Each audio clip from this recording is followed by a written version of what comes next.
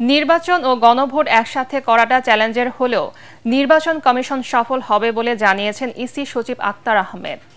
রাজধানীর আগারগাঁয়ে নির্বাচন কমিশন ভবনে আসন্ন ত্রয়োদশ জাতীয় সংসদ নির্বাচন ও গণভোটের সার্বিক প্রস্তুতি নিয়ে সফররত কমনওয়েলথের সাথে বৈঠক শেষে তিনি একথা বলেন। সুষ্ঠু নির্বাচন আয়োজনে কমনওয়েলথ সহযোগিতা করবে বলেও জানান ইসি সচিব। এছাড়া প্রবাসী ভোটারদের ভোট দেওয়ার জন্য কাজ চলছে বলেও জানান তিনি। বৈঠকে নির্বাচন কমিশনের প্রস্তুতি, অগ্রগতি, বিদেশে ভোট প্রদান সহ গুরুত্বপূর্ণ বিষয়ে আলোচনা করা হয়।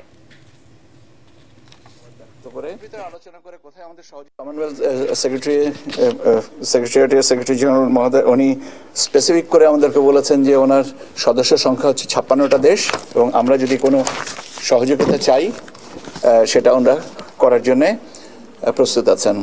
সারা দেশকে আমরা 3টা ভাগে রেড, ইয়েলো এবং গ্রিন এই জোনে আমরা ভাগ করছি এবং সেই ভাগে ভাগ করে আমরা ল অ্যান্ড অর্ডার সিচুয়েশনগুলোকে সামাল দিব।